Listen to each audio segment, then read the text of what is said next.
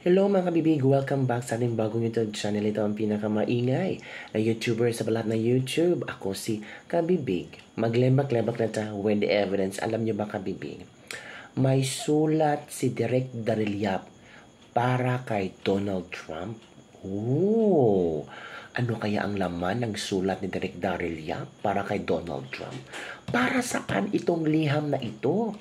Para ba ito kay Vong Vong na baka ni-reveal na ni Direk Darryl kung ano ang yang nalalaman kay Vong Vong. Nako po, Vong Vong Vong Vong.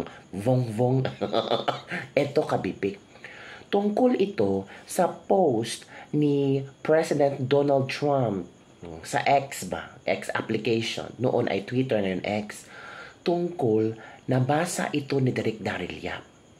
Ang nakakatawa kabibig.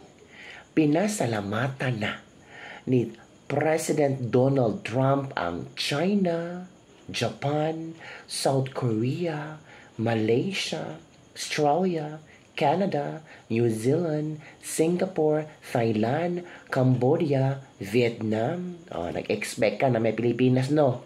Wala. Hindi na-mention ang pangalan ng Pilipinas.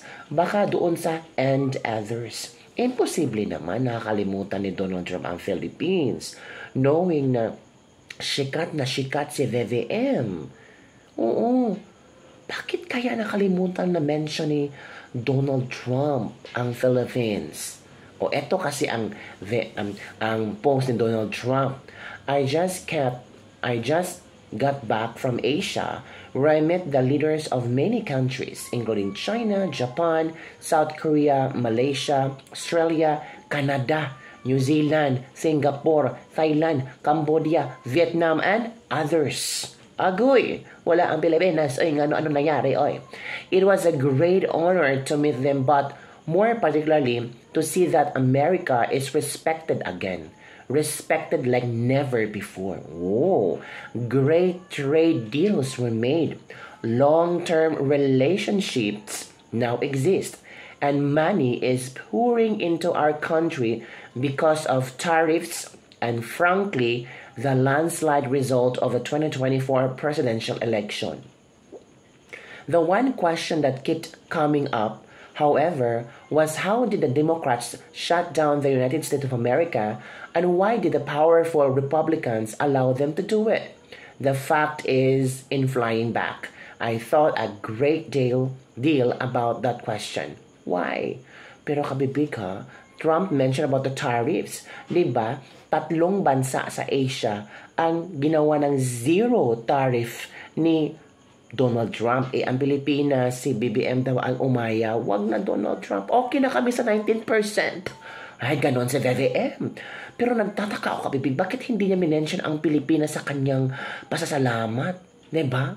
Parang, ano ba yung meet and greet ang mga foreign countries, mga leaders? So, bali, hindi yan nakita si BBM doon. So, bali, invisible si BBM doon. So, bali, wala siyang pakialam ni BBM. Hala ka, wala siyang pakialam kay BBM. Kasi tumatak sa kanya ang China, Japan, South Korea, Malaysia, Australia, Canada, New Zealand, Singapore, Thailand, Cambodia, and Vietnam. Diba? Yung iba, grabe. Walang impact si BBM doon pala. No? Walang impact si BBM. Ang ibig sabihin doon, parang hangin si BBM na parang iniiwasan, parang may kitong. Grabe ka naman kabibig. Kaya si Direk Darryl nagsulat. Sinulatan niya si Donald Trump sa kanyang Facebook fan page. Sabi ni Direk Darryl Dear President Donald J. Trump, I write cause offend not mention Philippines in your in your post. What honorable mention. Why put and others? We are not others. Our president always thinks of you with kakampings and Rappler and more media always put America up there and China dark side. Anong klaseng English Direk Darryl? It hurts not mention cause President Philippines always follow the leader, follow the leader. We looks like shame and shy cause we did all and still no mention to us. It hurted more cause long history of our pair. We always on your side that what friends are for. So unfair. Is our president of the Philippines not rememberable? Are you amnesia? Or would it not matter? We have no space and weight in your America heart by Benson Boone. We are self-pity and we are not happy of our president. He is boo in events, laugh emoji in Facebook, and now you tell him and others, bye bye bye and sync. Allergic si Direk Darliap. Ikaw, Direk Darliap, ha? Allergic ka. So, ito yung mga video na kumakalat ka, bibig, na parang dinedma ni President Donald Trump si Baby M. Watch this video. Oy, mga kababayan. Pilyong Pinoy nga pala ulit to. At ito na naman, may mainit na eksena na naman tayong pag-uusapan. Tignan nyo to mga tropa. Sa video na to makikita si US President Donald Trump habang kinakamayan ang mga leader ng ASEAN. Isa-isa niyang nilapitan, kinamayan, nakangiti pa nga Pero nung malapit na siya kay PBBM, ayun na, biglang hindi tumuloy. Tinignan lang niya si PBBM tapos parang umiwas pa. Parang may gustong ipahiwatig, Ngayon tanong, coincidence lang ba to? O may hidden message sa likod ng hindi pag-abot ng kamay ni Trump? Kasi sa totoo lang, medyo awkward tingnan, mga kababayan. Kayo, anong masasabi niyo rito? Diplomatic move lang ba yan o may kakaibang dahilan? I-comment niyo nga sa baba kung ano sa tingin niyo. Naku, mukhang may bagong isyong pampolitika na namang pag-uusapan. Ako si Pilyong Pinoy, laging mapagmasid, laging may opinion, hanggang sa susunod na kaganapan. Peace out, mga tropa! Ang off. Bakit? Why do you need to congratulate Xi Jinping? Scheduled naman yan. There's nothing to congratulate about. Hindi naman siya award. It's a responsibility na pag member ka ng APEC, rotational na i-host mo unless of course there is a untoward incident or special reason why you can't. Tapos lumapit ka at nagmukha talagang it looks so embarrassing kasi nakita mo talagang nag-rush up talaga si Wang Yi in order to I don't know, to know what's going on or whatever. Just to give you a context, this is not the first time that he ambushed Xi Jinping. Ang sabi niya, I congratulated President Xi as China assumes the APEC chairmanship and reaffirmed the Philippines' commitment to partnership and meaningful cooperation in our region. Matapos niyang iba. What does it actually mean? What does it actually mean?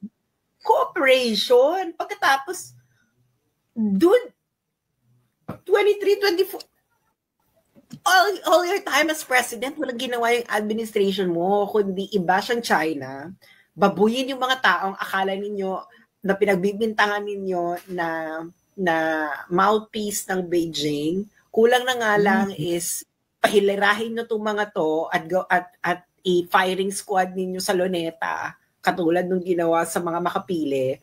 Tapos yung mga nag-aaral dito sa China ng mga Pilipino, pinagbibintangan ninyo ng kung ano-ano. Tapos sasabihin, yung pag-aaral, yung pag-aaral ko dito, this is actually a product of the Philippine-Chinese partnership because of the Digong foreign policy. Ito scholarship na to, kaya meron yan sa Pilipinas, kaya nasama ang Pilipinas. Tapos bigla mo sasabihin na we look, cooperation and yung mga produkto ng cooperation, parati yung sinisiraan. So, ito din ang mga komento ng mga netizen. AI summarize, it's unfair. Sakit ng tiyan ko, kakatawa ako nga tumawa ako, tawang-tawa ako sa mga pinaing si Direk Darliap. Kawawa talaga ang Pinas kay BBM. Tayo ang others and etc. na lang sa mga PRs ng world leaders and international organizations. I demand an AI video using the voice of Angie and Tommy if you are serious to me. Kwentong bagay. Grabe tawa ko dito. Di kong pigilan ang tawa ko, Direk Darliap. BBM never listened to our told. Na-mention naman direct bilang others, ang sakit lang. No, don't say that, Sir Darliap. Our president also mentioned he belongs in others. You made me laugh. Ano? It's okay. The person from Philippines was only there for the field trip. Nothing else matters by Metallica. This open letter is rememberable to DT, Director Daryl Yap. Nakuratan ko sa in-English in the Idol Director Yap. Sabi ko nga sa anak ko, nak, naunsa ni in-English in Daryl Yap. Ang reply, perting katawa na lampod ko. Natatawa ako doon sa ito ang Daryl Yap. Ito it hurts not mention cause President Philippines always follow the leader, follow the leader. Natawa ko. Grabe ka talaga, Director. Ikaw na talaga.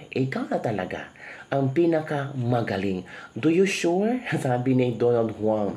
That was a hard read. Not surprising. One can always remember the important thing or person that makes an impact or a difference. Yun mga kabibig. Yun mga komento ng ating mga netizen. Hinggil sa pagsulat ni Daryl Yap kay Donald Trump. Sana mabasa ito ni Donald Trump dito sumagot din si Donald Trump sa sulat ni Direk Daryl Yap. Obviously mababasa naman ito ni Donald Trump, no? Baka mga staff niya, President Trump may post si Direk Daryl Yap, sikat to na director sa Pilipinas. Basahin niya. Diba? Only in the Philippines. So yun lang kabibigang ating little celebrate for the day. Don't forget to like, subscribe, and share this video. Bye everyone. See you next time.